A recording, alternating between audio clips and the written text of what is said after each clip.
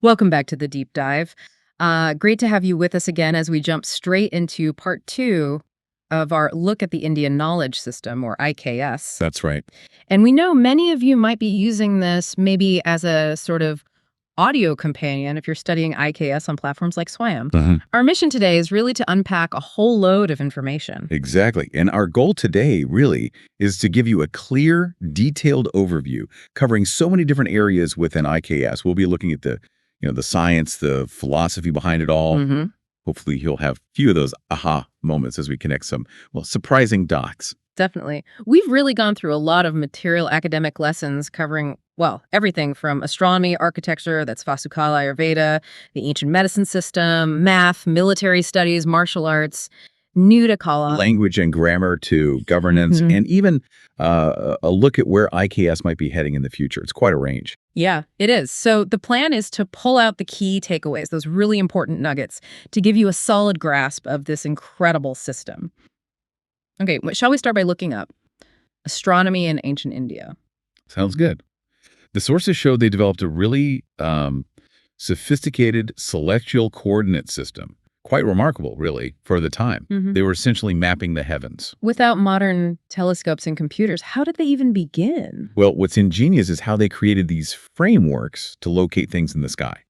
It's a bit like how we use latitude and longitude on Earth. Okay. The equatorial and ecliptic coordinate systems were key, basically projecting our earthly grid onto the celestial sphere. So the celestial equator is just our equator stretched out into space, and the poles too. Precisely. And the detail is fascinating. Take right ascension, or RA. It's basically the sky's longitude. Right. Measured eastward from the vernal equinox. And get this, they measured it in hours, minutes, and seconds, much like we do sometimes. It shows a real grasp of abstract concepts applied to the real sky. Wow, okay.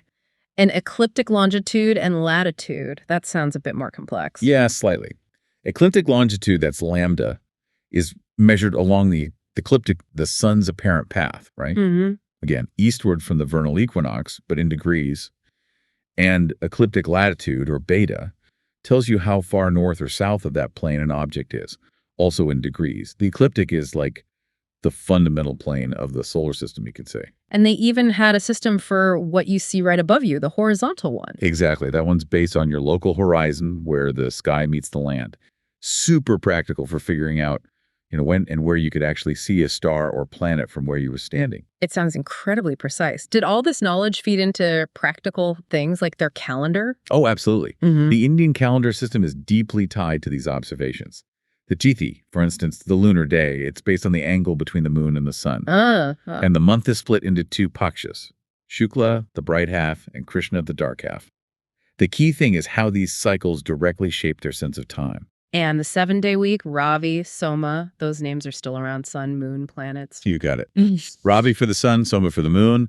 Then Mangal is Mars, Bud is Mercury, Guru is Jupiter, Shukra is Venus, and Shani is Saturn. It's a direct link, still there today. And Nakshatras, I hear those mentioned a lot, often with astrology. Right. The 27 Nakshatras, or lunar mansions, they're specific segments of the sky linked to certain stars or constellations.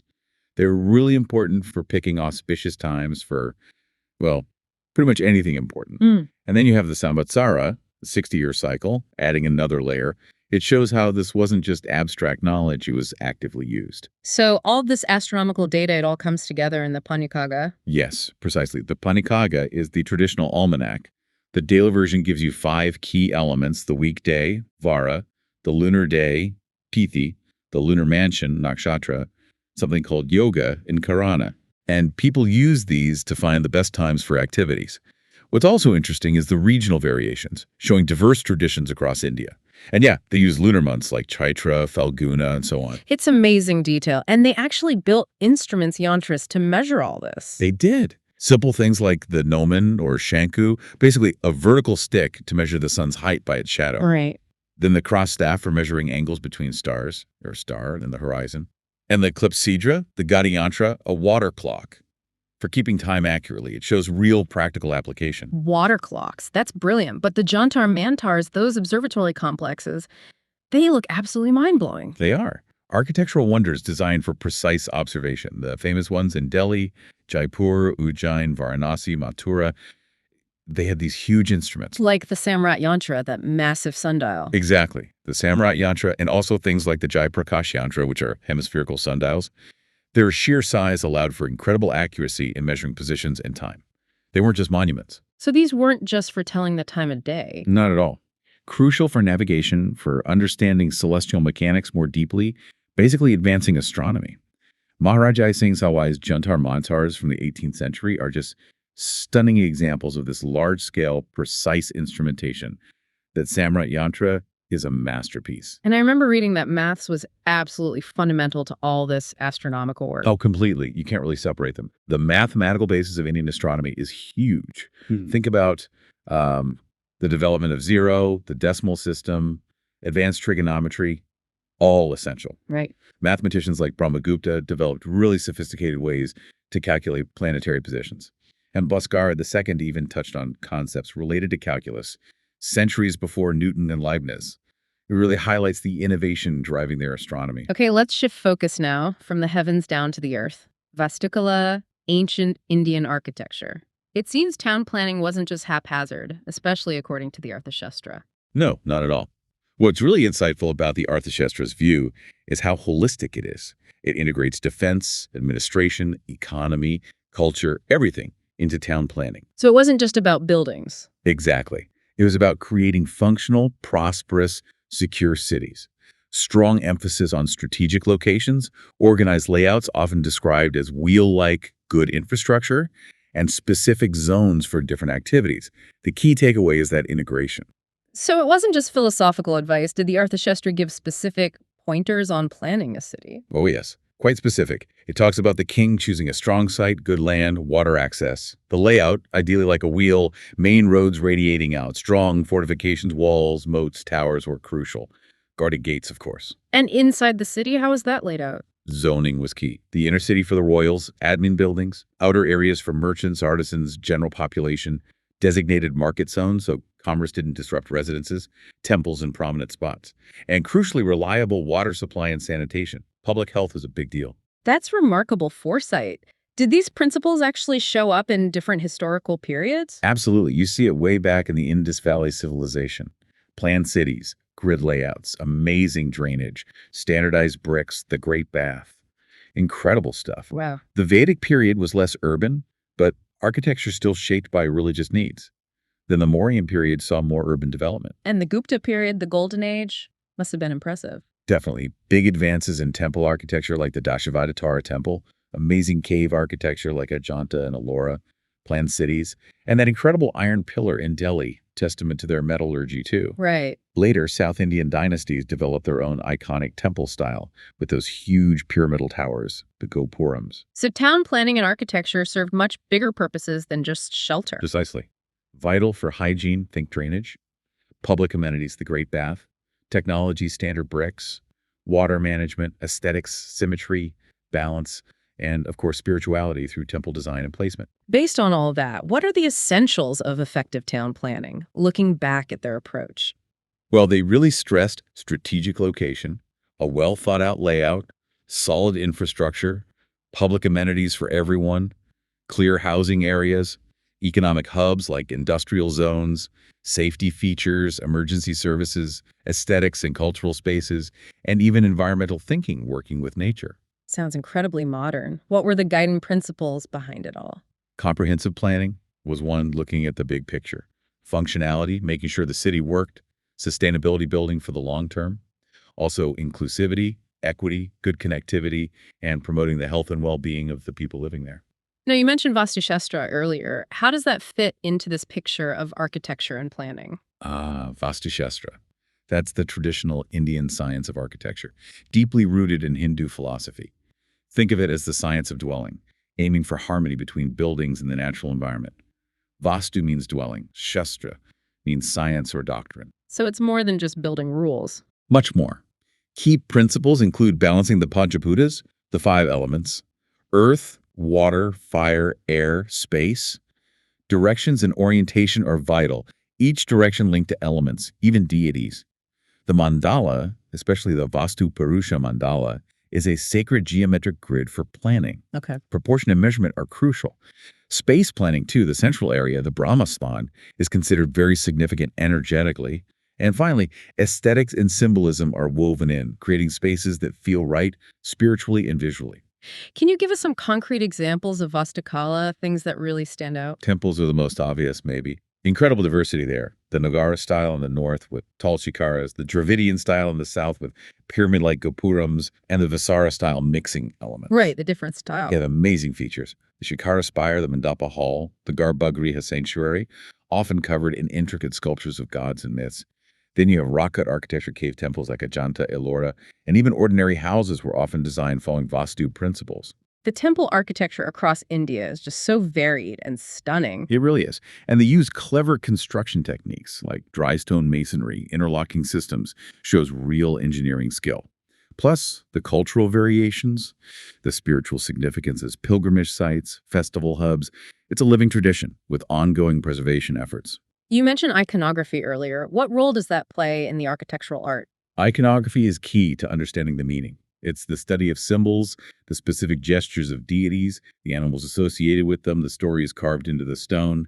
It unlocks the religious context, the historical narratives.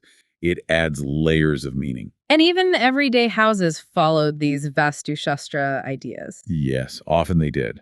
The direction the house faced, where rooms were placed, the main entrance location, interior layouts, all considered in relation to these principles to foster harmony, well-being, prosperity for the family. It sounds like architecture was just woven into the fabric of life, economy, technology, society. Exactly. Linked to economic prosperity trade routes, urban centers, technological progress engineering, materials, water management, social organization community projects, and environmental sustainability, harmony with nature, water harvesting. Think of the Indus Valley grid layouts or using solar geometry in building design. It was holistic. Who are the key figures or texts behind Vastukala? Well, there's the legendary Vishwakarma, the divine architect in mythology. Then figures like Maya Danava, associated with the Mayamata text. Manasara wrote the extensive Manasa Shilpa Shastra, and Voja's Samarangana Sutratara is almost like an encyclopedia of architecture. So Vastukala really is this amazing blend of beauty, function, spirituality, and sustainability. Perfectly put. It shows a deep understanding of how our built spaces affect us on every level. Okay, let's pivot now to Ayurveda, the ancient Indian system of medicine. Its perception seems to have shifted quite a bit over time. That's very true. For a while, maybe seen as less scientific compared to modern medicine.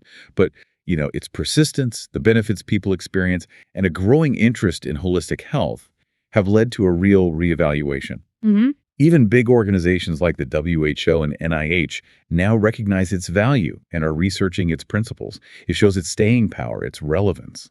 So it's seen now as more than just old remedies. Oh, much more. It's increasingly understood as a whole knowledge system, focused not just on fixing illness, but on self-transformation, on awakening consciousness. Mm-hmm. Experience is key, but it's about how you process that experience. How does that work? Transforming experience into knowledge in Ayurveda. Ayurveda suggests two main ways. One is nurturing intuition, not just gut feelings, but a deeper shift in perception through practices like meditation, mindful observation. Okay. And the other way, more rational. Yes, the rational path. It involves a structured process, hearing or learning from trusted sources, Sarvana, then deep thinking and reflection on it, Manana, then detailed analysis to really get the principles, leading to jnana or knowledge, and finally verifying it through your own direct experience, which often needs a certain level of awareness. Ayurveda really emphasizes integrating both the rational and the intuitive. It sounds very holistic and personal. It is. Ayurveda also talks about the interplay between knowledge that comes spontaneously, intuitively, and how you refine that through reason and practice. And it stresses innovation, finding new solutions when old knowledge isn't enough. The intuitive mind, working with the rational one, is seen as powerful for understanding health fully. What are the different levels of understanding it mentions? 3 key levels. First, tattva, that's direct experience. Second, shastra, understanding the principles, the theories, the framework. And the highest is jnana, wisdom. That's integrated, profound understanding leading to balance and well-being in everything. So Ayurveda is really about the whole person, mind, body, spirit. Exactly. Its holistic view sees everything as connected, grounded in nature, in balance. Its ancient wisdom still offers so much for health and prevention today. Who are the giants of Ayurveda? the key figures? Well, you have the revered Charaka. His Charaka Samhita is foundational, covers internal medicine, diagnosis, treatment, prevention, philosophy. Incredibly comprehensive. Right. Then there's Sushruta, famous for the Sushruta Samhita, a groundbreaking work on surgery, detailing techniques, instruments, even ethics in surgery. Amazing stuff. Surgery, wow. And Vagbhata, who wrote the Ashtanga Hridaya and Ashtanga Sangraha, he synthesized knowledge from earlier texts, covering all 8 branches of Ayurveda. These 3 Charaka, Sushruta, Vagbhata, are often called the Brihaitre, the Great Triad. The depth of their knowledge back then is just astounding. It really is. And their legacy endures. Ayurveda's focus on natural healing, personalized care, prevention, and its timeless wisdom for holistic well-being. It's incredibly relevant today. Okay, let's move into the world of numbers, mathematics, and ancient India. I know they made some truly fundamental contributions. Absolutely. Their achievements are huge. Geometry, especially in the Silba Sutras, understanding Pythagorean triples, trigonometry with incredible work from the Kerala school later on, algebra with figures like Brahmagupta, and of course the game changer, zero, and the decimal system, pioneered by Aryabhata. These weren't just isolated ideas. They built on each other. Geometry wasn't just abstract theory for them, was it? It had practical uses. Not at all. It was vital in astronomy, like in the Siddhanta Shiromani for calculating planetary motion. They developed core concepts, triangles, quadrilaterals, the Pythagorean theorem, which they knew and used long before Pythagoras. The Suba Sutras, for example, gave precise geometric rules for building Vedic altars. Very practical. I was really struck by the mention of early binary mathematics in the Chanda Sistra. It seems way ahead of its time. It's truly fascinating. Pingala, in his work on Sanskrit poetry meters, explored patterns of long and short syllables in a way that basically anticipates binary math and combinatorics. In poetry. Yes. He used a long-short sequence like a binary code, assigning numerical values. It predates modern binary systems by centuries. It really shows the sophisticated abstract thinking going on, a real link between art and fundamental math. That connection is amazing. What about magic squares? Did they work on those too? Yes, India has a long history with magic squares. Those grids where rows, columns, and diagonals all add up to the same number. It shows an interest in numerical patterns and arrangements. And the Buddha-Sikha system, that sounds more philosophical. It is intertwined with philosophy. It identifies fundamental elements, earth, water, fire, air, ether, and linked numbers to them and their qualities. It was used in philosophy, astrology, even as a way to remember numbers using element names. Shows how math wasn't always separate, but connected to understanding the universe. They also had their own units for measuring time, distance, weight. Oh yes, for time. Kata, muhurta, yama, gaika, pala, different durations. For distance, yojana, kosha, agla. For weight, ma, rati, tola. Important to remember, these could vary by region and time period, though. So Pingala's binary-like system in Chanda Shastra was essentially a mathematical tool for analyzing poetry structures. Exactly. By encoding those long, short syllable patterns, he created a systematic, almost computational way to understand the huge variety of poetic forms. Like we said, a major intellectual leap, foreshadowing things like information theory. Were there other really innovative mathematical techniques that came out of ancient India? Yeah, several. Things like the Katapayati system, assigning numbers to Sanskrit letters so you could encode numbers in words. Very clever. And the Chakravala method, an algorithm for solving certain types of equations. Plus, the close link between math and astronomy pushed advancements in areas like spherical trigonometry, vital for mapping the heavens. Okay, let's shift gears again. Military studies in ancient India. It sounds like warfare was approached quite strategically. It definitely was. Military studies weren't separate. They were integral to political, social, even intellectual life. Essential knowledge for rulers, warriors. Key texts like Dhanurveda on archery and warfare, Arthashastra, Mahabharata, Ramayana, they all cover military thinking. What were the main parts of their armies? The classic Indian army had 4 divisions, the Chaturangabala. You had infantry, cavalry, chariots, and elephants. Each had a role. Right. Chariots gave speed, mobility. Elephants had huge psychological impact, sheer power. Understanding how to use them together was key. And tactics, what kind of strategies did they use? A wide range. Guerrilla warfare in certain terrains, siege warfare using engines, tunneling. Diplomacy was crucial too, not always about fighting. And espionage, using spies for intelligence. It was a comprehensive approach. Military training must have been pretty intense. Oh yeah, covered physical conditioning, mastering weapons, archery, swords, spears, maces, charioteering, horsemanship, strategic training, understanding formations like the Chakravyuha, war games, and importantly, mental and ethical training rooted in duty, courage, discipline. It sounds like training happened on two levels, individual and unit. That's right. Individual soldier training focused on physical skill martial arts like kalore payatu, weapon proficiency, understanding tactics, building that warrior mindset. And the collective training. That was about making the army work as one unit. Formation drills for coordination. Combined arms training, getting infantry, cavalry, chariots, elephants to work together effectively. Leadership training. And reinforcing the warrior ethos, morale. After basic training, soldiers went into specialized units. Elephant Corps, Gajapati, Cavalry, Ashwapati, Archers, Dhanurdhara, Chariot Forces, Rathadyaksha. How are these units actually managed? Logistics, administration? It was quite organized. Recruitment, training, logistics, getting food, equipment where needed. Record-keeping soldier lists, battle reports, inventory. Discipline, morale codes of conduct, compensation, strategic planning and war councils, and intelligence networks using spies. Was there advanced training beyond the basics? Absolutely. Advanced horsemanship, charioteering, mastering complex battle formations, the really intricate ones like Chakravyuha, Padmavyuha, advanced combined arms tactics, strategic thinking through war games, scenario planning, leadership development, and specialized training for elite units. You mentioned specific battle formations, Vyuhas. Can you describe a few? Sure. The Makara Vyuha, crocodile shape, was strong defensively, good for flanking. The Padma Vyuha, lotus formation, was layered, strong defense and attack. Vajra Vyuha, diamond, for concentrated assault, breaking lines.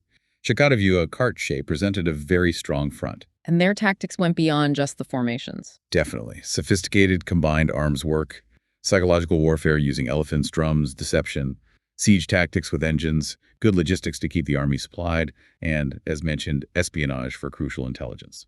Who are the key thinkers or texts in military science? Kautilya, through the Arthashastra, is central. His work covers statecraft comprehensively, including detailed military strategy, organization, tactics. The key things to remember about ancient Indian military science are the emphasis on strategic thinking, the organized structure, and the tactical innovations like the Vyuhas. Now let's look at Knowlwdge, the martial art you called the mother art. Why that title? Well, it's often seen as a foundational system in India, covering a huge range of unarmed and armed techniques. Self-defense, sport, fitness, it's all in there. Its history goes way back, mythological origins, flourishing in the classical period, Gupta Empire, evolving through medieval kingdoms, and still present today, often mixed with arts like Kalari Payatu or Pelwani. What was its cultural significance beyond just fighting? It was huge. A way to build physical strength, agility, a discipline for mental focus, resilience, even a path to spiritual growth for some. You'd see it showcased at festivals, competitions. It was woven into society. Its history is tied to figures like Parashurama, said to be an originator, and heroes in the epics like Bhima, Hanuman, known for their prowess. And the connection to spiritual practice in the akhadas, the traditional training gyms, is really important too. Mythology seems quite central to it. Very much so. Stories of Parashurama inspire practitioners. In places like Kerala, he's highly revered, and martial arts are part of traditional festivals. It keeps the cultural legacy alive. Can you point to specific examples of Knowlwdge in the texts? The Mahabharata is full of them. Bhima versus Duryodhana, classic unarmed combat. Bhima wrestling Jarasandha. Even Arjuna versus Karna has close combat moments. Bhima meeting Hanuman showcases incredible strength. In the Ramayana, Hanuman fighting Ravana's warriors. Elements of close combat in Rama versus Ravana. Lakshmana versus Indrajit. Other texts mention Parashurama's battles. Krishna and Balarama wrestling Chanuda and Mushtika. Were certain regions known for Knowlwdge? The Kuru region, central to the Mahabharata, is strongly associated with wrestling and unarmed combat. It shows how these arts thrived in different areas, often linked to centers of power and culture. What different forms did Knowlwdge take? It was diverse. Wrestling, called kushti, boxing or mushtiyuddha, stick fighting lathi kela, and various weapon forms too, a really rich tradition. So its role went beyond just war. Definitely. Education and discipline, physical training, character building, entertainment duels, public displays, and figures like Krishna, Balarama, medieval wrestling gurus, they were the torchbearers, passing down the knowledge. Okay, let's shift to Bhasa Vyakarana language and grammar. Bhartari's Vakipedia sounds incredibly deep. It really is a profound analysis of language. Bhartahari emphasized how syntax, structure, semantics, meaning, and pragmatics, context, are all interconnected. You can't really separate them in understanding language. And Svita theory, what's that about? Svud is a core concept. It's like the indivisible underlying meaning of a whole sentence or utterance. Bhartrhari argued we grasp this meaning instantly, in a flash, not by adding up word meanings one by one. Huh, interesting. He saw the actual sounds, the dhvani, as transient things that just help reveal this deeper, holistic meaning which exists more as a mental reality. So understanding a sentence is like grasping a whole idea at once, not just processing words. That's the essence. Sentences have words, bhavadais, and structure, syntax, yes. But Bhartrhari felt that didn't fully explain how we get the meaning so immediately. The structure triggers the revelation of the Sfuda. What are the implications of that? Big implications for understanding meaning. Maybe language learning, grasping the whole before the parts. For linguistics, it highlights context, the integrated nature of meaning. His idea of a sentence as a holistic unit is still really influential. How does modern linguistics in India connect with these traditional ideas? There's active engagement. Contemporary linguists look at both these rich traditional insights and modern scientific methods. It's a dynamic field, re-examining and integrating old wisdom with new approaches. Linguistics in IKS has this incredibly deep history and continuous exploration of language. And Padihayatya, that's the cornerstone of Sanskrit grammar, right? Absolutely. A landmark achievement. It systematically describes Sanskrit grammar sounds, word formation, sentence structure through an incredibly sophisticated system of rules. Its precision influenced not just Sanskrit studies, but modern linguistics, even computer science. It's remarkably detailed. How did they think about generating words? It went beyond just grammar rules. Yeah. It involved philosophy, the link between sound and meaning and cultural practice, literary creativity, processes like derivation, new words from roots, compounding, joining words, even reinterpreting words. Sanskrit poetry especially shows amazing linguistic creativity based on these ideas. I was surprised to see computational aspects mentioned in IKS. Yeah, it's a fascinating angle. It covers a few things. Ancient math texts had complex algorithms. Yoga and meditation were sometimes seen as kinds of mental computation.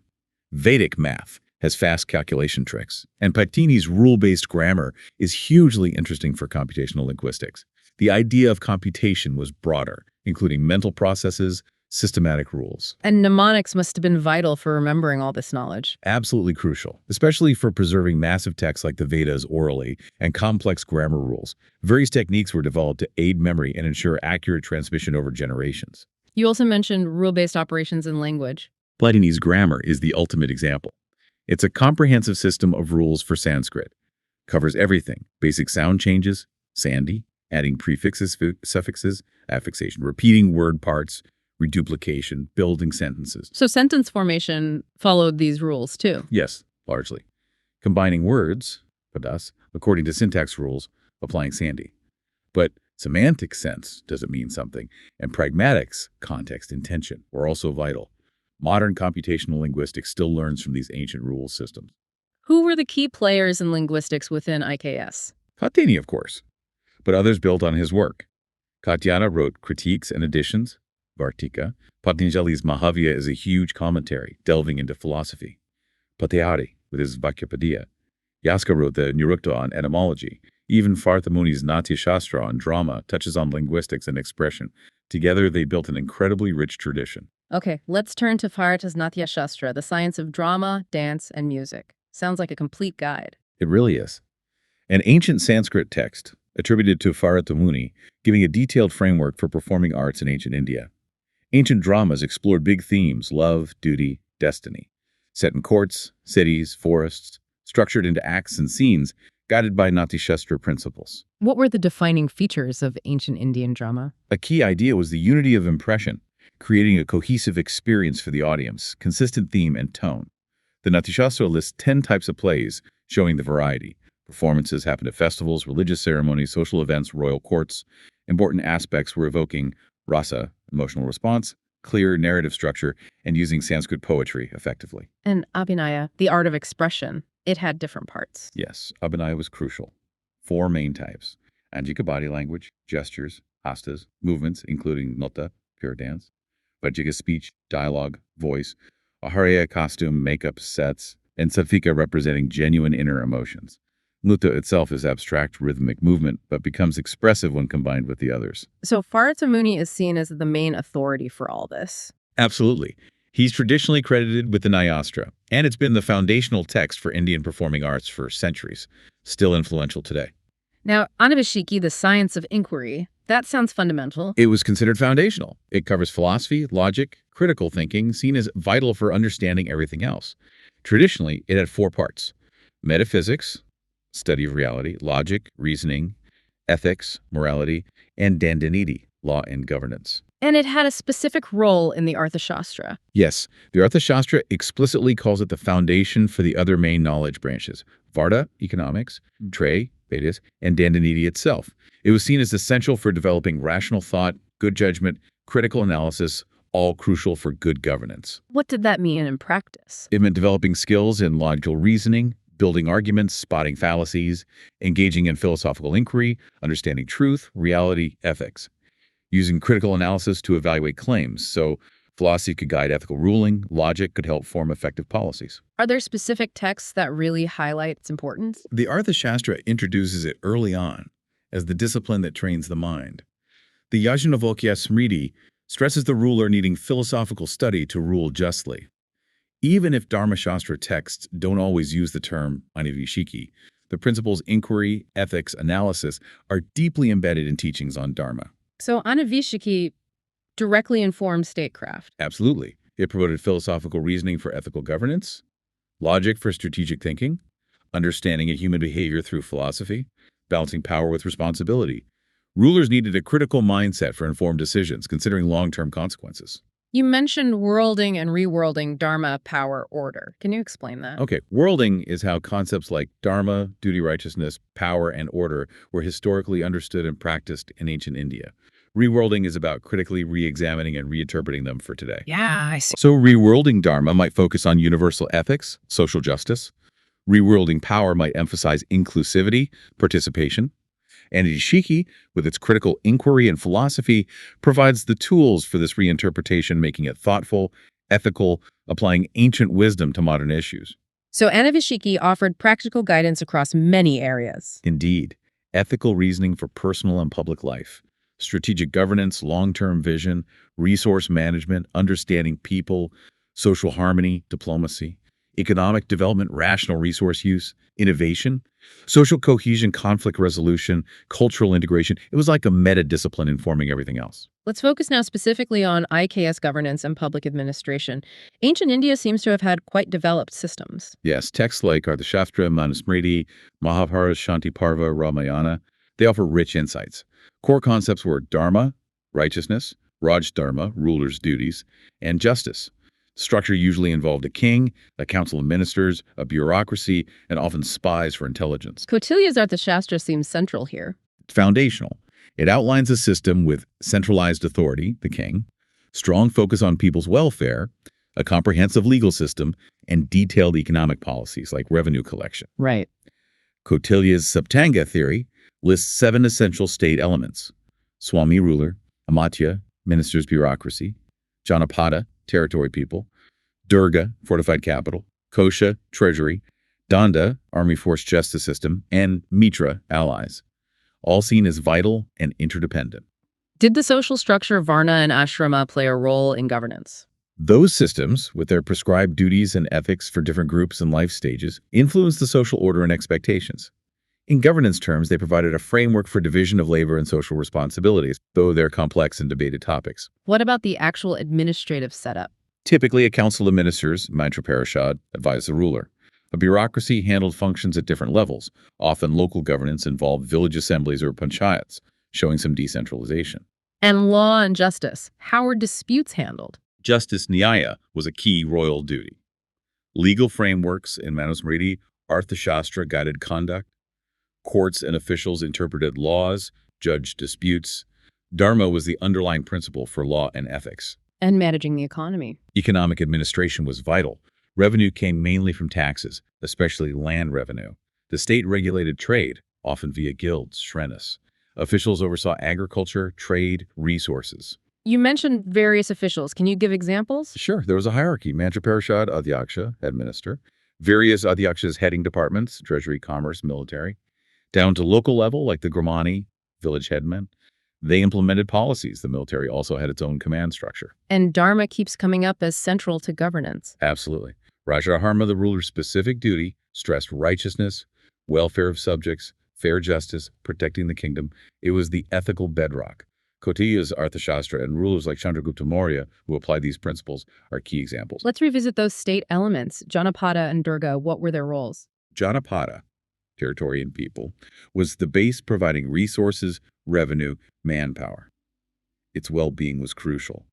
Durga, fortified capital strongholds, were vital for defense, administration, military power. Good governance managed both resources, Janapada, and security, Durga. And Kosha, treasury, and Danda, force justice. Kosha was the state's financial core managing revenue, allocating funds, public works, military admin, ensuring stability. Danda covered administering justice, enforcing laws, maintaining order through punishments, law enforcement, intelligence. It's both the stick and the system of order. Finally, Mitra allies. How are foreign relations handled? Good relations with neighbors, Mitra, were vital for security prosperity. Treaties, diplomacy were key. The mandala theory in Arthashastra offered a framework for understanding the complex web of interstate relations and planning foreign policy. So summing up, what were the main functions of state administration? Maintaining law and order, administering justice, collecting and managing revenue, ensuring security, military alliances, and promoting the welfare and prosperity of the people. What about the epics Ramayana, Mahabharata? What do they add on public administration? They offer narratives illustrating ethical leadership, the importance of public welfare, justice, national security. They show virtues and failings of rulers, providing moral frameworks for governance. Can you summarize the overall mechanism of public administration then? Generally a centralized structure, ruler, ministers. Hierarchical, provincial, and local admin, often with some local autonomy, panchayats. A dharma-based legal system with courts, law enforcement, and an organized revenue administration mainly focused on land tax. What are the standout features of this system? Centralized, yet sometimes locally autonomous. Influential council of ministers, detailed legal system based on dharma, strong focus on ethical rule and public welfare, and sophisticated economic management. Lifting into the taxation system a bit more, what kinds of taxes existed? Main ones were land revenue, often the biggest source. Taxes on trade, commerce, tolls, customs. Taxes on professions, irrigation taxes. Taxes on forest products.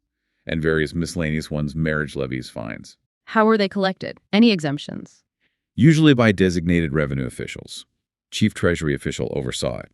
Land surveys and records were kept for assessment. Exemptions were sometimes given, maybe to religious institutions or certain individuals in specific cases. And where did the money go? Primarily funded public welfare irrigation, agriculture support, roads, bridges, public buildings, also education, healthcare, maintaining the army for defense, and the general costs of administration. This might seem unrelated, but was there any concept like modern intellectual property rights? Not formalized like today's laws, but yes, there were traditional ways of recognizing intellectual contribution, attributing works to specific rishis or authors, carefully preserving texts, manuscripts, oral tradition, ethical norms against plagiarism. It suggests an understanding of intellectual ownership and value. Who stand out as the main torchbearers in governance and administration? Definitely Chanakya or Kautilya for the Arthashastra's profound insights, and Chandragupta Maurya for successfully putting many of those principles into practice to build and run a massive empire. Finally, let's look forward. The future of IKS. It seems hugely relevant still. Absolutely. The Golden Era saw amazing progress: astronomy, medicine, Sushruta, Charaka, math, metallurgy, iron pillar, wood steel, literature, arts, Kalidasa, economics, governance, Arthashastra, education, Nalanda, Takshashila. Wow. Looking ahead, there's huge potential. Interdisciplinary research, solutions for sustainable development, agriculture, resource management, enhancing healthcare, education, guiding ethical tech development, fostering community living, enriching modern science with traditional wisdom. What kind of big shifts might we see if IKS is integrated more? Maybe more holistic health approaches, sustainable regenerative agriculture, more interdisciplinary experiential education, more ethical human-centered technology, more focus on community well-being, valuing traditional wisdom and research. How can we actually integrate IKS more effectively now? It needs effort on many fronts. Educational reforms, embedding IKS in curricula, training teachers, research initiatives funding, dedicated centers, policy development, integrating IKS into national plans, community engagement, revitalizing local knowledge, and international collaboration conferences, exchanges working with groups like UNESCO. Integrating IKS isn't just about nostalgia. It's about thoughtfully using the wisdom of these traditions to build a better, more sustainable, more ethically grounded future. This whole two-part deep dive has really shown the incredible scope and richness of the Indian knowledge system.